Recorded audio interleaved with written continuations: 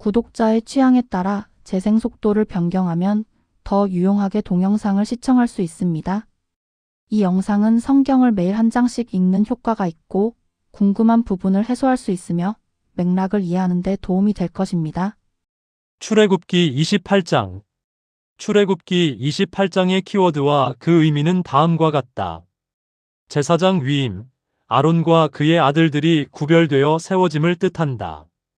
거룩한 옷, 의복을 통해 직분의 거룩성이 드러남을 의미한다. 기억의 표적, 이스라엘 지파의 이름이 가슴과 어깨에 새겨짐을 나타낸다. 중보의 상징, 제사장이 백성을 대신하여 하나님 앞에 섬김을 보여준다. 대표 성경 구절은 28장 29절이다. 아론이 성소에 들어갈 때에는 자기 가슴에 놓인 판결의 흉패에 이스라엘의 자손들의 이름들을 지니고 들어가 주 앞에서 항상 기념물로 삼을 지니라. 출애굽기 28장의 맥락은 다음과 같다. 제사장 임명과 거룩한 옷의 목적. 너는 이스라엘 자손 가운데서 내 형 아론과 그와 함께한 그의 아들들을 내게로 취하여 그가 제사장의 직무로 나를 섬기게 할지니 곧 아론과 아론의 아들들인 나답과 아비후와 엘르아살과 이다마를 취할지니라.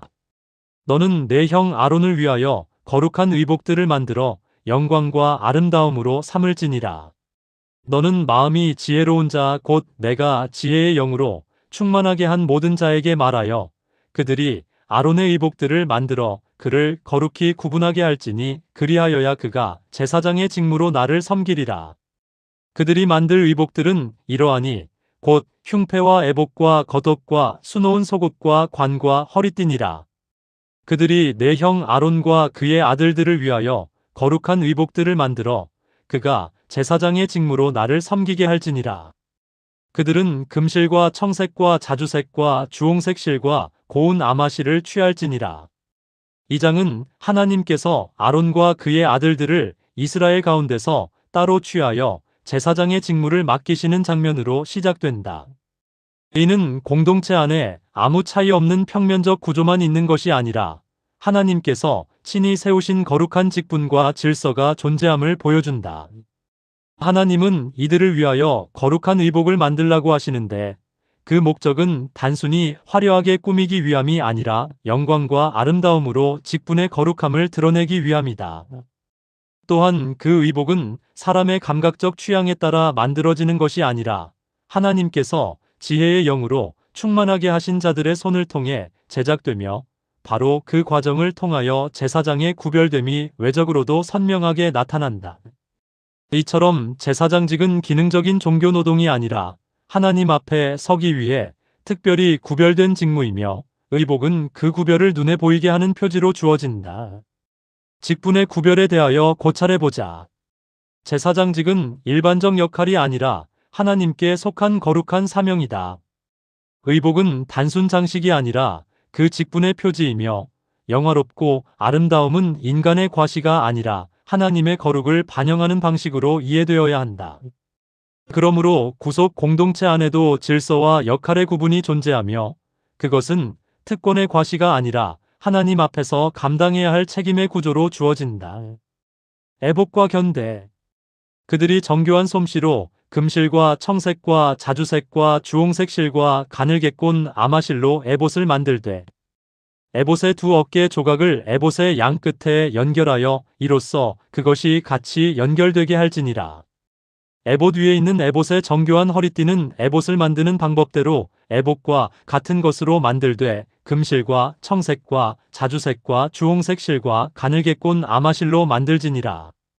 너는 줄만호 2개를 취하여 그것들 위에 이스라엘의 자손들의 이름들을 새기되 그들이 태어난 순서대로 그들의 6 이름을 한 보석에 새기고 나머지 다른 6 이름을 다른 보석에 새기며 보석에 새기는 자가 도장을 새긴 것 같이 너는 이스라엘의 자손들의 이름들을 그 2 보석에 새겨 그것들을 금으로 만든 장식핀들에 물리고 그 2 보석을 에봇의 2 어깨에 붙여 이스라엘의 자손들을 위한 기념 보석이 되게 하되 아론이 주 앞에서 자기의 2 어깨에 그들의 이름들을 메어 기념이 되게 할지니라. 너는 금으로 장식핀들을 만들고 양 끝에 순금으로 사슬 2개를 만들되 꼬아서 만들며 그 꼰 사슬들을 장식핀들에 달지니라. 이어서 본문은 제사장 의복 가운데 중요한 부분인 에봇과 그 어깨에 붙는 보석에 대하여 설명한다. 에봇은 금실과 여러 색실과 가늘게 꼰 아마실로 정교하게 짜여 하나의 거룩한 직분 옷으로 구성되며 그 양 어깨에는 줄만호 2개가 놓여 이스라엘 12지파의 이름이 새겨진다. 6지파의 이름은 한 보석에, 나머지 6지파의 이름은 다른 보석에 새겨지고 이것이 아론의 2 어깨 위에 놓이게 된다. 따라서 제사장은 혼자 하나님 앞에 서는 개인이 아니라 온 공동체의 이름을 실제로 짊어진 대표자로 서게 된다. 보석은 단순한 장식물이 아니라 기념 보석으로 불리며 아론이 주 앞에서 이스라엘의 자손들을 기억 가운데 메고 있다는 사실을 시각적으로 드러낸다. 이 구조는 제사장직이 권위의 자리이기 전에 먼저 책임의 자리이며 공동체를 어깨에 메고 하나님 앞에 서는 무거운 중보의 자리임을 보여준다. 어깨의 의미에 대하여 고찰해보자. 어깨는 짐을 메는 자리이며 따라서 제사장이 지파의 이름을 어깨에 새겨 메는 것은 공동체 전체를 대표하는 책임을 상징한다. 이름이 보석에 새겨진다는 점은 그 기억이 임시적이거나 가벼운 것이 아니라 하나님 앞에서 지속적으로 보존되는 기념임을 드러낸다. 그러므로 중보는 추상적 감정이 아니라 실제로 백성을 짊어지고 서는 책임의 행위로 이해되어야 한다. 흉패와 판결 보석. 너는 판결의 흉패를 정교히 만들되 에봇을 만드는 방법대로 금실과 청색과 자주색과 주홍색 실과 가늘게 꼰 아마실로 만들고 또 그것을 2겹으로 네모 반듯하게 만들되 그것의 길이가 1뼘, 너비가 1뼘이 되게 할지니라. 너는 흉패에 보석 물린 것, 즉 보석 4줄을 달되 첫째 줄은 홍보석과 황옥과 석류석으로 하라. 첫째 줄은 이러할지니라. 둘째 줄은 에메랄드와 사파이어와 다이아몬드로, 셋째 줄은 호박과 만호와 자수정으로, 넷째 줄은 녹주석과 줄만호와 벽옥으로 하고 그것들의 틀에 넣고 금으로 물릴지니라.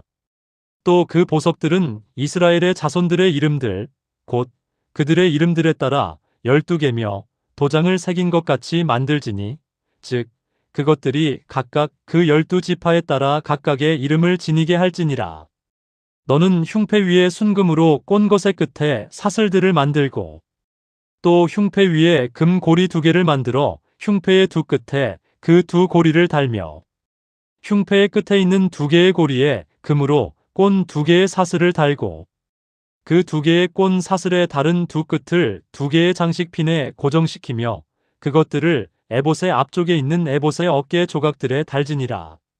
너는 금고리 2개를 만들어 에봇의 안쪽에 있는 흉패의 가장자리에 흉패의 2 끝에 달고 또 다른 금고리 2개를 만들어 에봇의 앞쪽으로 에봇 밑에 양쪽에 달되 그것의 다른 연결부의 맞은편 곧 정교하게 짠 에봇의 허리띠 위에 달며 청색 끈과 함께 흉패의 고리들과 에봇의 고리들을 써서 흉패를 묶어 그것이 정교하게 짠 에봇의 허리띠 위에 있게 하고 에봇에서 떨어지지 않게 할지니라.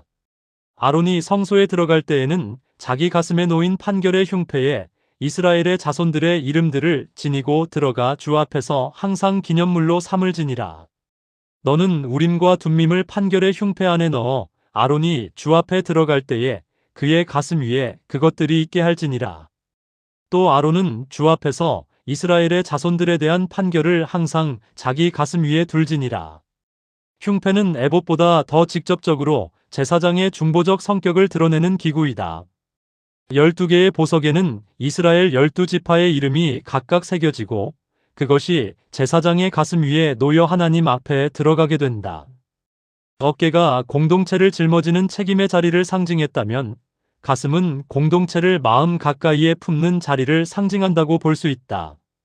더욱이 본문은 이 흉패를 단순한 장식이 아니라 판결의 흉패라고 부르며 그 안에 우림과 둠밈을 넣어 아론이 하나님 앞에서 이스라엘 자손들에 대한 판결을 항상 자기 가슴 위에 두게 한다. 이것은 제사장이 단순히 종교 행위를 대행하는 사람이 아니라 백성의 이름과 사정을 품고 하나님의 뜻을 묻는 중보자라는 사실을 분명히 드러낸다. 12지파의 이름이 각각 다른 보석에 새겨진 것도 의미가 깊다. 공동체는 하나로 묶인 집단이지만 동시에 각 지파가 하나님 앞에서 잊히지 않는 존귀한 존재임이 이 구조 안에 반영되어 있다. 가슴의 의미에 대하여 고찰해보자. 가슴은 마음과 가까운 자리이며 제사장이 백성의 이름을 그곳에 품고 하나님 앞에 나아간다는 것은 중보가 단순 의무가 아니라 사랑과 책임을 함께 지닌 행위임을 보여준다. 각 지파의 이름이 보석에 새겨졌다는 사실은 공동체 구성원들이 하나님 앞에서 각각 기억되고 존귀히 여겨진다는 뜻을 드러낸다. 그러므로 중보는 익명의 집단을 대신하는 기능이 아니라 이름 있는 백성을 기억과 애정 가운데 품고 서는 사역이다. 관패와 거룩의 표식. 너는 에봇에 받쳐 입을 겉옷을 전부 청색으로 만들며 그것의 한가운데에 그것의 꼭대기에 구멍을 내고 사슬 갑옷의 구멍처럼 그 구멍 주위에 짜서 만든 것으로 돌아가며 갈을 둘러 그것이 찢어지지 않게 할지니라. 너는 그 옷의 단 밑으로 단의 주위로 돌아가며 청색과 자주색과 주홍색 실로 석류들을 만들고 또 그 단을 돌아가며 석류들 사이에 금방울을 달되 그 겉옷의 단 주위로 돌아가며 금방울 하나 석류 하나 금방울 하나 석류 하나를 달지니라. 그것은 아론이 섬기기 위하여 입을지니라. 그가 주 앞에 성소에 들어갈 때와 나올 때에 그의 소리가 들리게 할지니 그리하여야 그가 죽지 아니하리라. 너는 순금으로 패를 만들어 도장을 새긴 것 같이 그 위에 주께 거룩한 것이라 새기고 그 패를 청색 띠 위에 놓아 관 위에 있게 하되 관의 맨 앞에 있게 할지니라. 또 그 패를 아론의 이마에 두어 이스라엘의 자손들이 그들의 모든 거룩한 예물로 거룩하게 할 그 거룩한 것들에 대한 불법을 아론이 담당하게 할지니라. 그 패가 항상 아론의 이마에 있을지니 그리하여야 주가 그것들을 받으리라. 이 부분은 제사장의 거룩함이 단지 보석과 흉패의 장엄함에만 있지 않고 실제 성소 봉사 속에서 어떻게 나타나는지를 보여준다. 청색 겉옷의 단에는 석류와 금방울이 번갈아 달려 있어 아론이 성소에 들어가고 나올 때 그 소리가 들리게 된다.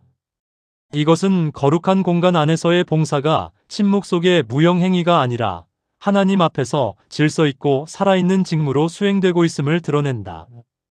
이어 관의 맨 앞에는 순금패가 달리는데 그 위에는 주께 거룩한 것이라는 선언이 새겨진다. 이 표식은 제사장 개인의 경건함을 과시하는 문구가 아니라 그 직분 전체가 하나님께 속하여 있음을 선포하는 선언이다. 또한 이 패는 아론이 백성의 거룩한 예물에 관련된 불법을 담당하게 하는 기능과 연결되는데 이는 제사장이 단지 자기 몸으로 성소에 들어가는 것이 아니라 백성의 불완전함까지 짊어지고 하나님 앞에 선다는 사실을 보여준다.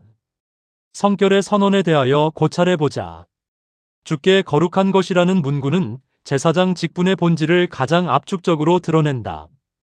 거룩은 인간의 공로나 외적 아름다움 자체가 아니라 하나님께 속한 존재로 구별되었다는 뜻이다. 제사장이 백성의 허물을 담당한다는 점은 거룩이 배제의 논리로 유지되는 것이 아니라 중보와 담당의 구조를 통해 공동체 위에 지속됨을 보여준다. 그러므로 성결은 장식된 이상이 아니라 하나님께 속함과 백성을 대신 짊어지는 책임의 선언이다. 속옷과 직무 규례. 너는 고운 아마로 속옷을 수놓아 만들고 고운 아마로 관을 만들며 바느질로 허리띠를 만들지니라. 너는 아론의 아들들을 위하여 속옷을 만들고 그들을 위하여 허리띠를 만들며 그들을 위하여 모자를 만들어 영화롭고 아름답게 할지니라. 너는 그것들을 내 형 아론과 그와 함께한 그의 아들들에게 입히며 그들에게 기름을 부어 그들을 거룩히 구분하고 거룩히 구별하여 그들이 제사장의 직무로 나를 섬기게 할 것이며 또 그들을 위하여 아마로 반바지들을 만들고 그것들이 허리에서부터 널쩍다리에까지 이르게 하여 그들의 벌거벗음을 덮게 할지니라. 아론과 그의 아들들은 회중의 성막에 들어갈 때에나 제단에 가까이 나아와 성소에서 섬길 때에 그것들을 입을지니 그리하여야 그들이 불법을 담당한 채 죽지 아니하리라. 그것은 그와 그의 뒤를 이을 그의 씨에게 영원한 법규가 될지니라. 마지막 단락은 가장 바깥에서 눈에 띄는 장엄한 요소를 넘어 제사장이 성소 봉사를 위하여 반드시 갖추어야 하는 기본 의복과 직무 규례를 다룬다. 아론만이 아니라 그의 아들들에게도 속옷과 허리띠와 모자가 마련되며 이 의복들은 모두 제사장 집안 전체가 거룩히 구별된 직무를 감당한다는 사실을 나타낸다. 여기서 특히 강조되는 것은 벌거벗음을 덮는 아마반바지에 대한 규정과 성막에 들어가거나 제단에 가까이 나아올 때 반드시 그것들을 입어야 한다는 명령이다. 이는 거룩한 직무가 외적 아름다움만으로 성립하는 것이 아니라 수치와 부주의를 덮고 정해진 질서 안에서만 유지될 수 있음을 보여준다. 본문은 그렇게 하지 않으면 그들이 불법을 담당한 채 죽을 수 있다고 말하며 제사장 봉사가 얼마나 엄숙한 규례와 보호 장치 위에 놓여 있는지를 분명히 한다. 질서와 보호에 대하여 고찰해 보자. 제사장의 의복은 단순히 신분을 드러내는 표시가 아니라 거룩을 보호하는 장치이다. 하나님 앞에 부주의하게 접근하는 일은 허용되지 않으며 예배와 봉사는 정해진 질서와 준비 속에서 이루어져야 한다. 그러므로 거룩은 감정적 열심만으로 감당되는 것이 아니라 세밀한 순종과 준비를 통하여 유지된다. 28장의 시대적 배경 및 사회적 상황에 대하여 고찰해보자. 고대 근동에서도 제사장은 특별한 의복을 착용하였으나 출애굽기 28장은 제사장 의복이 단순한 위엄의 장식이 아니라 공동체의 대표성과 중보 기능을 시각적으로 드러내는 구조라는 점에서 독특하다. 어깨와 가슴에 지파 이름을 새기게 하신 것은 제사장이 권력의 중심이 아니라 백성을 대신하여 하나님 앞에 서는 존재임을 보여준다. 또한 의복의 정교함은 하나님의 거룩과 영광을 반영하는 상징으로 기능한다. 28장의 구속사적 관점에 대하여 고찰해보자. 출애굽기 28장은 중보제도가 눈에 보이는 형태로 조직되는 본문이다.